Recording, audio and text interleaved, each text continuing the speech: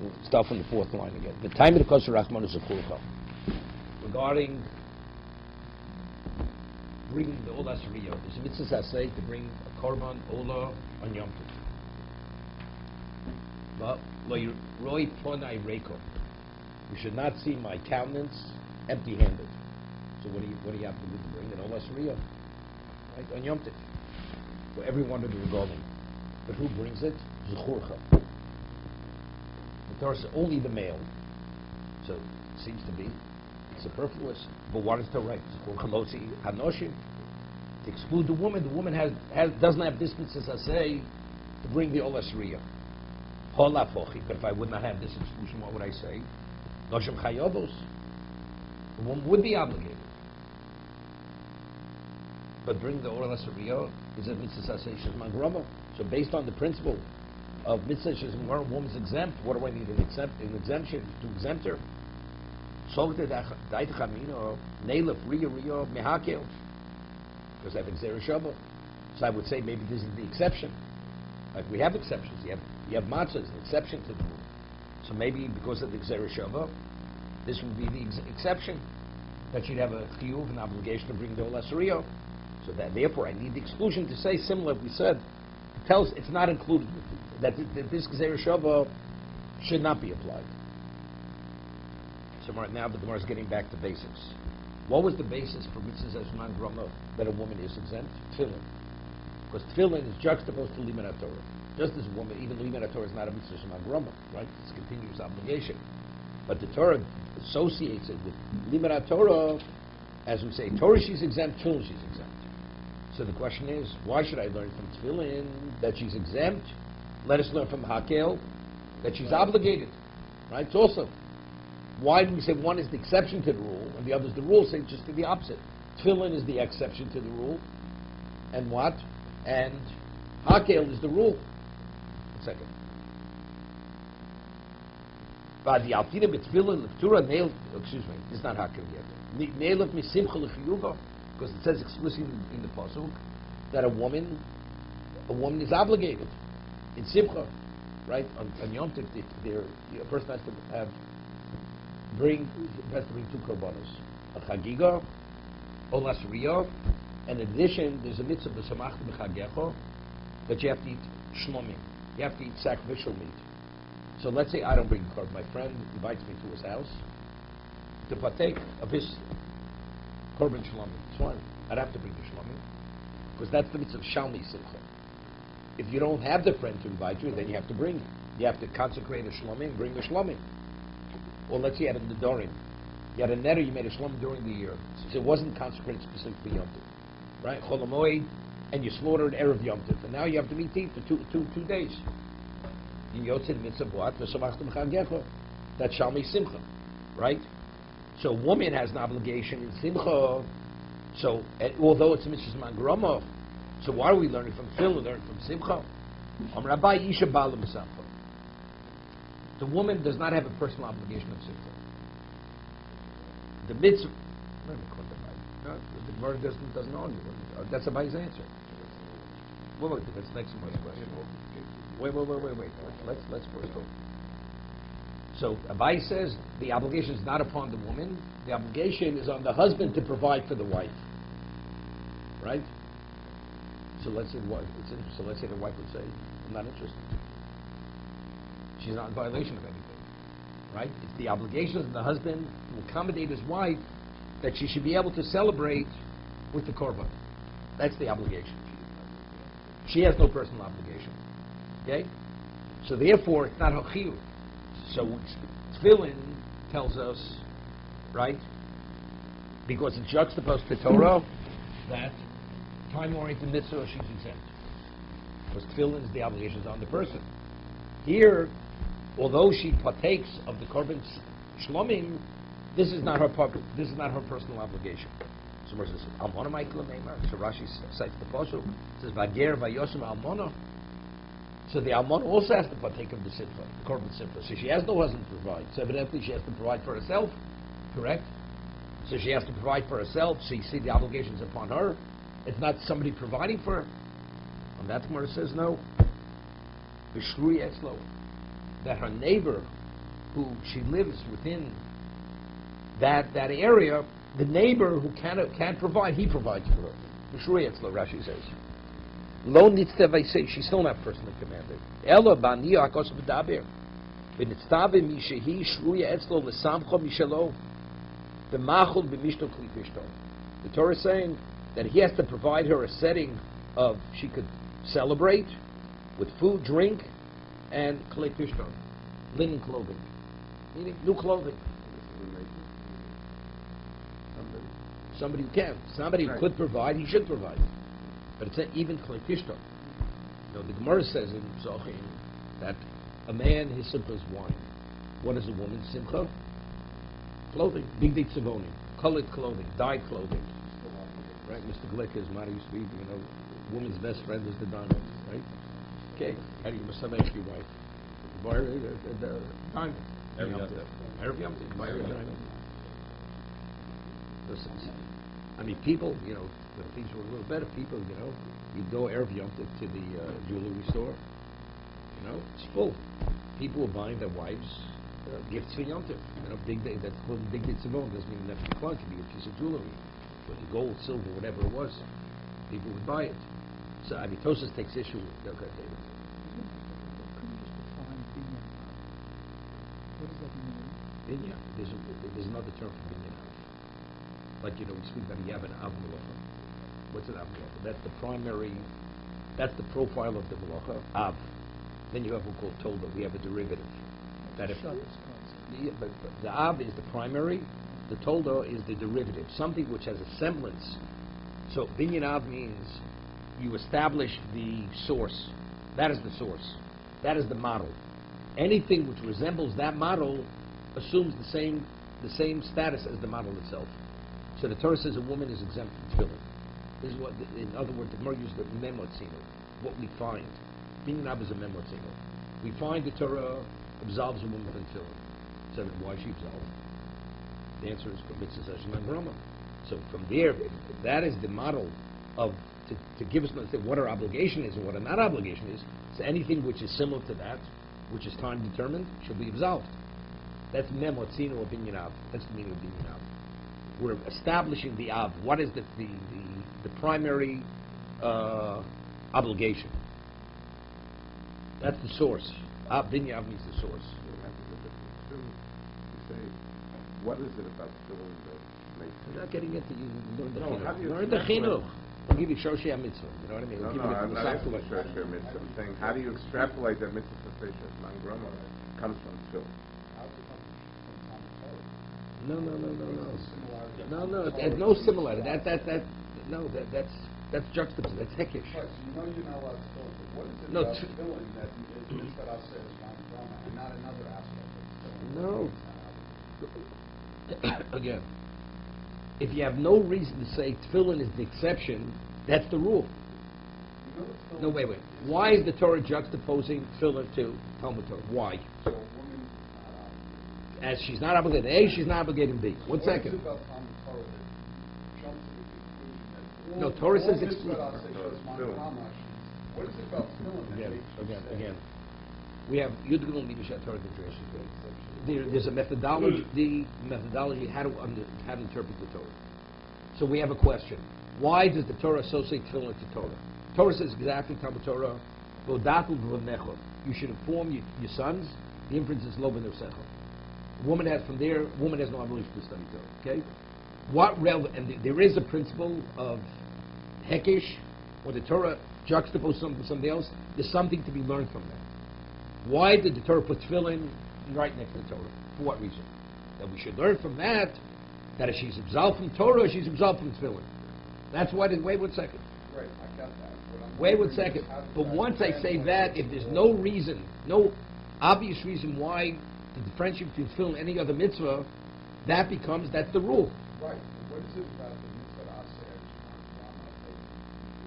How do you see mitzvah aseh? Because tefillin is mitzvah shman. You're not permitted with tefillin on Shabbos and Yom Tov.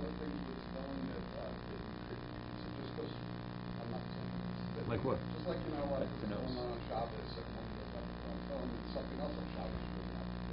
Why is it all mitzvah aseh? Because Shabbos, first of all, Shabbos is a low saseh. Regarding anything that is a negative command, we don't differentiate between a man and a woman. Right? It's only in positive commandments. No, I'm just, so, okay, come up with something else. What else to absolve it from? That's the only thing it could be. Right, so it can only be this. That's what I'm asking. Yeah, That's it can the only. thing it could be. Correct, It's correct, mitzvah correct. aseh. Right. That is its profile. The profile of tefillah is Mr. Shemai Gromas. Anything, and there's no reason, there's no indication that this is the exception.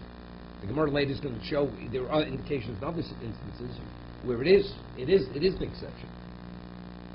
If the Torah repeats itself, that's an exception. Because if we have the principle of memotzinu, that if the Torah states it once, what does that have to repeat itself?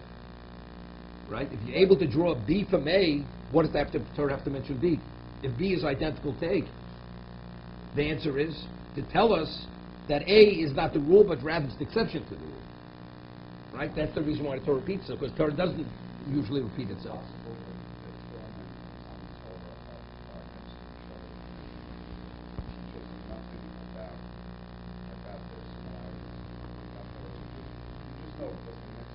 They're next to each other. Yes. If the judge here that simcha is not an obligation, so why don't we use simcha clear cut, showing that women are, but we don't use simcha to choose so proving out that simcha is a decision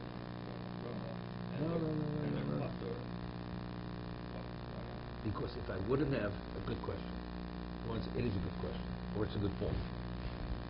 Because if I wouldn't have tefillin, I would say that she has to partake in the shlomim, that's her obligation.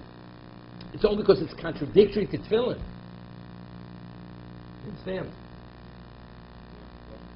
Tefillin tells me, Mr. Shemai Grama, you said, why learn from tefillin? Learn from simcha. No. Simcha doesn't force the point that it's she's obligated. It's the husband has the obligation to provide for her. But if I wouldn't have tefillin, I would say, of course, a woman has to partake, like the man has to partake in simcha.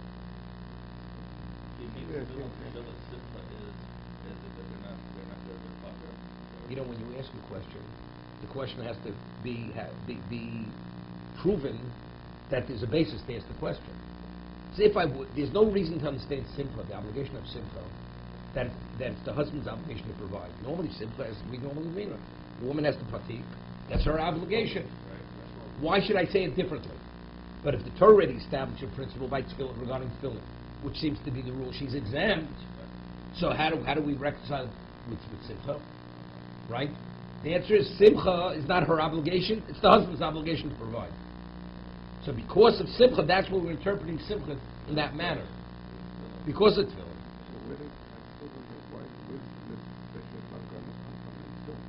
You know that still a woman isn't required because of it's just because of commentators. And Well, what is it? What is tefillin? It's a mitzvah sazeh, and it's zman grama.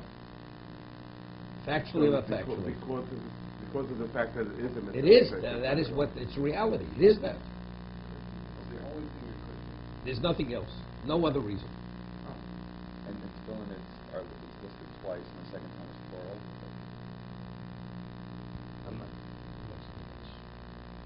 Someone says, okay, let's go further. After we finish everything, because otherwise, if you don't get the flow, you're going to get confused. Someone says, okay, so Tosas, Rabbeinu Tam has a problem with Rashi, because it's clear from many sources. He says it's big day tziboni. That's Mizman, that's after the Beis HaMikdash. Mizman should be Kayim. You can't fulfill the mitzvah of simcha to provide clothing for your wife. The husband's obligation, she has to eat meat. Understand? And that's, from Rashi it seems to be, it says when she provides, what do you provide for the almona? Machul nishter big day uklei pishto. That's what Rashi says. That's what he's interpreting what the Torah is saying. Rabbeinu Tam says that's shlobizman of Beis HaMikdash. There's Mancha Beis HaMikdash Kayim, cites in Tosefta, that in regard to simcha, she has to participate as he has to participate. We're only saying the obligation is a different type of obligation. What? He provides. He's the provider, but she has to eat the meat. Just so I'm passing on the meat, just buy me the dress or buy me the jewelry. No. if there's kachim available for her to eat, shlomim, she has to eat shlomim. If she's able to go, it's good. So let's say she'd be tomato. Let's say she's contaminated. She's not able to eat the shlomim for whatever reason. Okay, so that she's not able. No, but then maybe you would. So then you'd fill with big tzavonim. So single woman has no obligation to But if somebody would want to provide for her, no, it's interesting. It's interesting. You know, the Gemara says.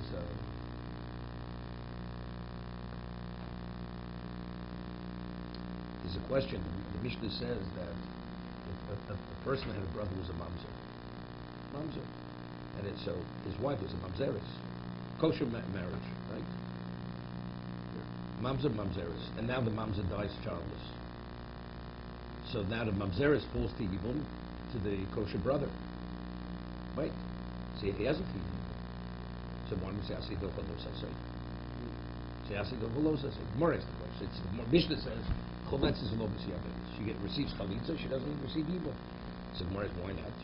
She'd have yibum. Say Asido Cholos Asay. The Asay of yibum should supersede the lav of the Yovel Mamzer B'Kal Hashem. No. Chalitza what could even mean a mitzvah? The Gemara said 10 times. The big brother Is the mamzer. the mamzer.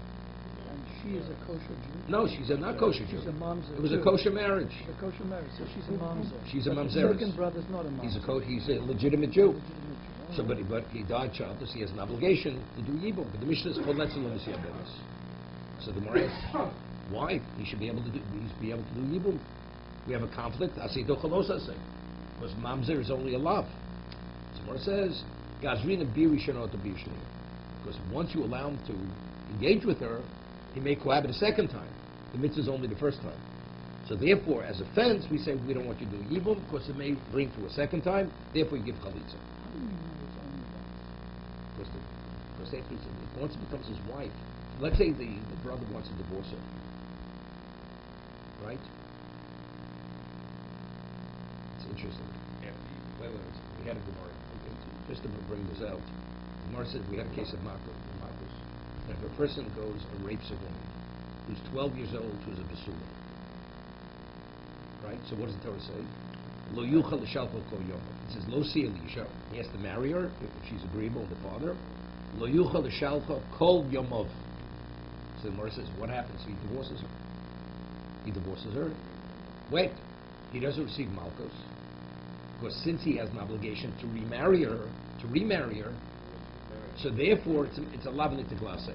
The asay is a correction, but let's say he's a Kohen who divorces her, he gets malchus because he cannot make the correction, right? Because he can't remarry her. That's the Gemara. So over there it's a persistent mitzvah asay. He has to keep her as a wife because it says lo yuchal shalchol kol yomov. It has to be his wife forever, as long as he's alive. Yibum, it says v'yibmo. He has to do the act of yibum, which is cohabitation. That's it. Once he fulfilled it. If let's say the Yavim wants to divorce the widow of his brother after he does yibum, it's fine. He's not obligated to be married to her forever. If it's a persistent mitzvah asay, he should never be permitted to divorce her. The Torah is very explicit as it relates to yibum, as the purpose. It The says- purpose is to raise a name for the dead brother. So let me ask you a question. But Okay, until that has happened, how do I know? Wait. Let's say she's past menopause. Does he? No, we're not talking about an island, right? A woman. Let's say she's past menopause. She's an older woman. Okay. Is there a mitzvah yibum? You can't be making shame. She can't conceive this woman. That's another question. So let's give you the answer. And This this answer will give you an I say understanding. honest. It's not honest. He's happy. No, he has the obligation to be miyavim her. Yes, so she can't give the... No, but you see the mitzvah is in force. If the mitzvah is lokim shame, he can't be making shame. He can't perpetuate the name of the one who died, of the deceased. But yet he still has an obligation to do yibum. So see, it doesn't mean say factually that a child should be conceived. He has to do an act that if she could conceive, she would conceive. Therefore, he could divorce her. Therefore, even she's a zakena. The mitzvah of yibum is in force, is in effect. I would... Yeah, definitely. No, It's his wife. I would say, okay, it's a technical question. yes, let him perform the act of union. She is in menopause, she cannot conceive. So he's done his job. But if she is not in menopause, how would I know that I can that the divorce can take place? We're interpreting it the same way. Factually, he could divorce her. Right? Factually, he could divorce her. You see, the mitzvah is not. Right? If the mitzvah is to be continuously married to her, he couldn't divorce her. Right? But he can divorce her. The Torah makes it clear. You know, we're getting off on the side. We're running from this. No, we're learning. We're saying the second time there's no mitzvah. The mitzvah is the first time. Is the act is. Try to bring a proof. I'm not bringing any proof. I'm quoting the Gemara. Try to bring a proof on the question of the mamzer. No, so I'm going to get there. I didn't get there yet. I didn't get But, there yet. yeah, but I'm not bringing any proof about a mom. I'm just telling you what the Gemara says. I'm quoting a Gemara. The Mishnah says choletz l'basi abemis. So the Gemara, if the Yavama was a mamzeres and the surviving brother was a kosher Jew, a legitimate Jew, it says he gives chalitza does not give evil. Why? Because he's not permitted her. Someone asks, why do we say asay dochalos asay? Someone says the mitzvah is only the first time, not the second time. You're asking a question. Okay, we're not learning Yavamas, but that's the Gemara and Sanhedrin. That's what the Gemara says. The second time is not a mitzvah. So you ask me why now. So I'm explaining to you. Because you don't find anywhere the Torah says that he has to remain married to her. Regarding the woman he rapes, Torah says he has to remain married to her. I'm going to make the argument Yeah. that the Torah is explicit that a brother having relations with his sister-in-law is off limits. The Under Torah, normal circumstances. Under normal circumstances. The Torah goes out of its way to make an exception. And it states the reason for the exception. Why? What's B'yidma? Wait, what's B'yidma mean? Doesn't say it should be his wife. Doesn't say B'yidma. Doesn't say it should be his wife. It says B'yidma.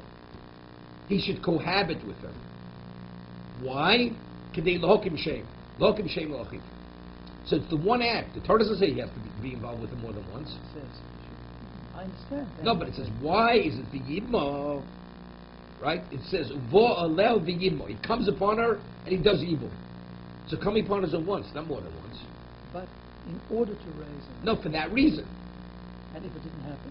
Didn't happen. He could divorce her. He's How do you doing. know he's not Let me ask you a permitted to do question. it again and Let me ask again? you a question.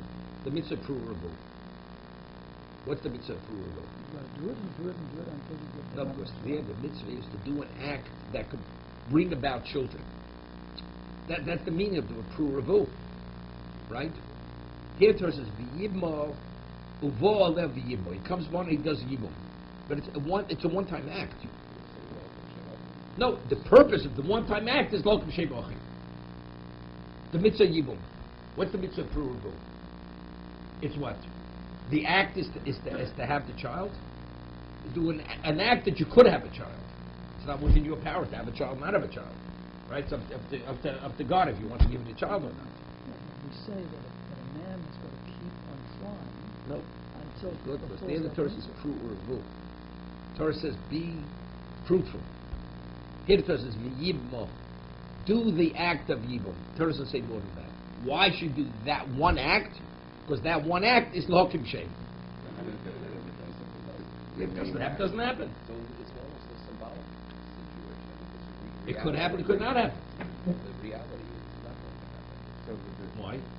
Why would reality won't happen? The odds. So the exception to the error. Why would it? But you see, from the Zakena, it doesn't have to happen. Right. But the exception to the error should only be for that one time. No, but then it becomes his wife. It becomes his wife. But it even becomes your wife, but if she's a mamzeres, that's unrelated. He's not permitted. No, I just want to mention a question. All this is an introduction to what I want to say regarding what we're discussing. Okay? We didn't take off the packaging yet. You're already asking, what's the product? Let's see what the product is. Okay? So, there's a famous question. The Rajbi asks a question. The mitzvah of, let's say, the mitzvah of Yibum is on who? Is on the other. What about on the woman, the widow? Does she have a mitzvah of Yibum? Okay? So, she has no mitzvah of Yibum. So, even though you can say, if a woman, a mamzeres, engages with a legitimate Jew, they have relations. They're both in violation of the love. Lo Yavam Mamzer Kal Hashem is on the man and the woman. So the woman, as he's in violation of Lo Yavam Mamzer Kal Hashem, she's in violation. So regarding him, he has a mitzvah asay. So the asay don't chalos asay. But in regard to herself, she has no mitzvah. So what's the Gemara's question that the first act should be permitted? That's from his vantage point. But from her vantage point, she has no mitzvah. So what legitimizes her involvement? What supersedes her love? That's the Rashba's question. So that's a good answer. Wait, that's a question.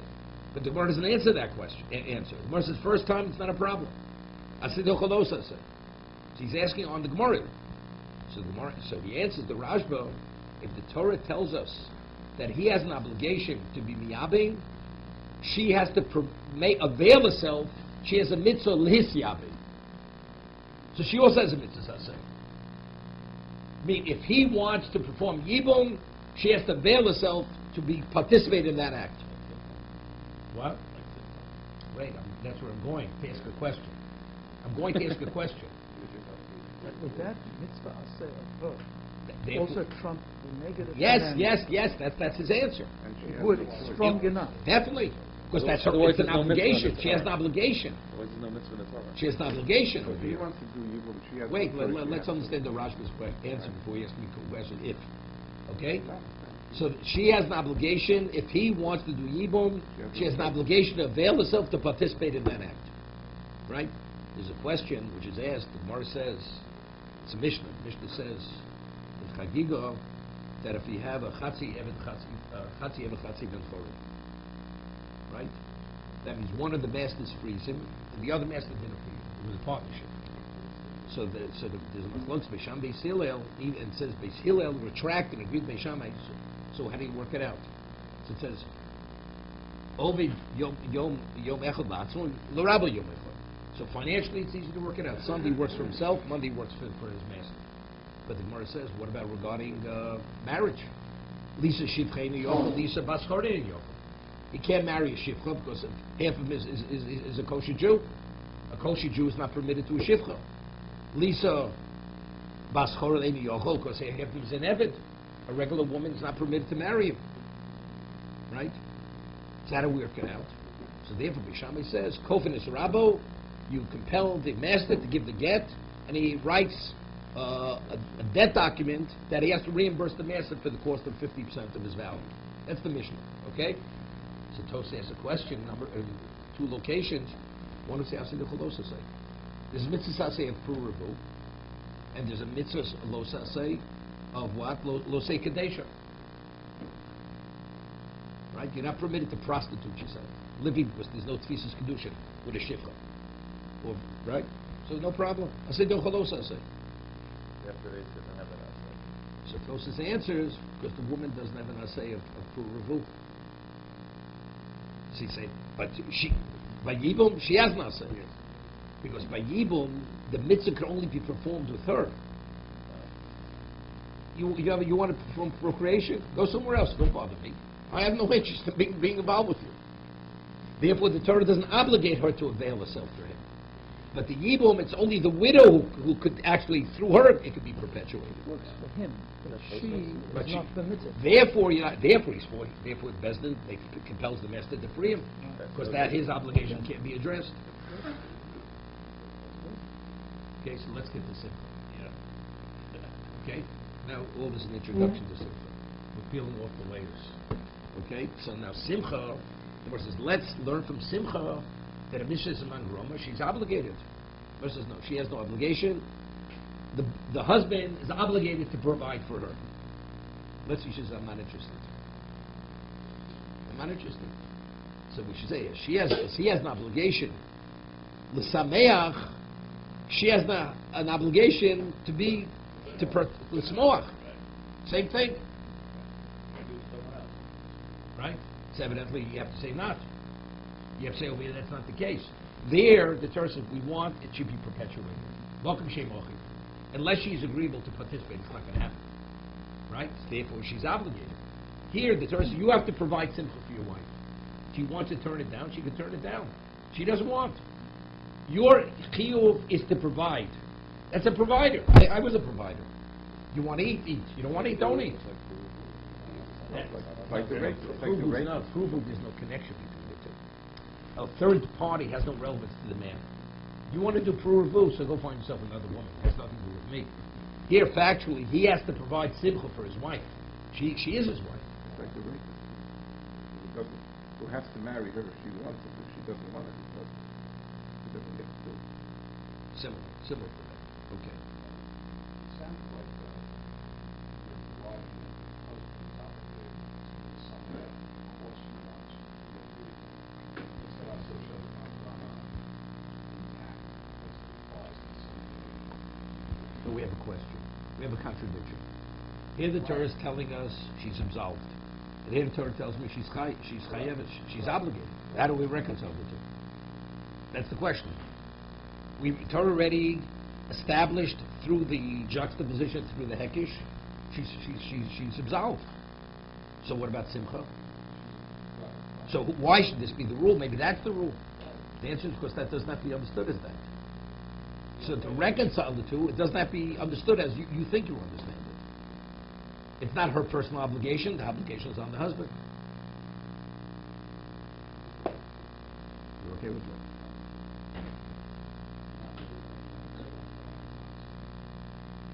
There's a famous word from Chaim Brisker. Somebody once came to Chaim Brisker and said to Chaim, he tells him a piece of Torah, and Chaim says, I don't understand it. He says, I know what I want to say, but I can't say it. That's what he says to him. So Chaim Brisker says, if you understand what you want to say, then you can say it. And if you don't, that means you still don't understand what you want to say. Okay? Okay. Okay, let's go further. Yeah, so if she's not, let's see, she lives out in the wilderness. Yeah, right. Right. A person who cannot provide for herself. So you have to provide. It's similar to the Rambam. The Rambam says that the Rambam says Hilchos Yom Tiv, that a person has a chiyuv to be misameach on Yom Tiv. Not only misameach, but even to provide to the poor who cannot provide for themselves. And if you don't, it's not called. It's called simchas kreiso. You're rejoicing of your belly because you're killing yourself. It has nothing to do with God. Okay? Somebody who was out in his father wasn't able, so he could like today. So what does he do to himself? He can only do the rest of the yain. Chulin. Regular food. Yeah, definitely. I'm amazed, Rabbi, that when it comes to Yidden, the obligation, that the Torah says that the Torah commands the man to come upon her in order to perpetuate the man. That if you take away the possibility of perpetuating the man, that the obligation still remains in place. That that obligation doesn't fall away. In other words, the woman who's menopausal. Yeah. Okay. There's no possibility of perpetuating It's the the man. act. An act. But I'm amazed that the Chazal wouldn't learn that if you remove the possibility of accomplishing the objective, that the mitzvah doesn't go away. Tosis. No, he does evil. He does evil and he divorces her. He wants to marry his sister-in-law. He is permitted to remain married to her, even though she can never conceive a child. Because she's menopausal. Doesn't make a difference. It's just amazing. Wait, I just want to tell you in what context. Rabbi Yitzchak says, Rabbi Yitzchak wasn't a Kohen. And Rabbi Yosef wasn't a Kohen. And it's Gemara Shabbos. He says, and multiple quotes from different Amoraim. Basically, I pride myself this, I pride myself that. So what does Rabbi Yosef pride himself? That anything his colleagues ever asked him to do, he never denied them the request, even lavos leduchen. He wasn't a Kohen. If they asked him to go duchen, he would go up to duchen. So those ask a question. The Gemara says that it says only a Kohen's permitted to duchen. If a non-Kohen duchens, he's in violation of a mitzvah saseh. So you mean what? If his friends ask him to violate the Torah, he's priding himself he'd even violate the Torah. Right? So Tosas himself doesn't ask that question. Tosas doesn't. Tosas says he questions whether he said a bracha. Because if he would say a bracha, maybe it'd be a bracha levat Torah. Ola duchen, he has no problem. So they all ask. The Haflo, which is a commentator on Ksubas, asks, Tosas only bothered. Did he say a bracha? Because a bracha levat Torah. But how is he permitted to go up to duchen? He's in violation of mitzvahs aseh. So the Haflo cites this Rajma. The Gemara says in Rosh Hashanah that a Kohen has an obligation to give a bracha to the tzibur. Any tzibur he comes upon, he has an obligation to bless them. So if that is the case, just as he has an obligation to bless them, leborech, they have a chiyuv lizborech. That means they have to veil themselves there. So if that's the case, they have a mitzvah aseh. Okay. So when is their obligation to veil themselves? If there's a Kohen. Let's say a person says, I want to give you people a blessing. I'm not a Kohen. They can tell him, something, don't waste our time. There's no mitzvah on them. So he explains, when the Gemara says in Ksubas, you're in violation of mitzvah aseh, it's not giving the bracha, it's because if the halach is, during Birchas Kohanim, the tzibur has to face the Kohen. So if the non-Kohen goes up to say the bracha, he's not going to be a recipient of Lizborich. So that's what he says. So if, let's say there are no other Kohanim there, so there was never a chiyuv Lizborich. You understand? So if there's no chiyuv Lizborich, he's not in violation of mitzvah aseh. So that Tosa says, the Re says, but maybe there's a question of bracha levat Torah. He wasn't sure, did he say the bracha or not? So that he cites the Rashba, and he applies it even to Birchas Kohanim. Just as there's a mitzvah for the Kohen to bless the tzibur, there's a chiyuv on the tzibur to avail themselves to receive the bracha. But if there's no Kohen, then there's no chiyuv Lizborich. So therefore you're not in violation of anything. Okay?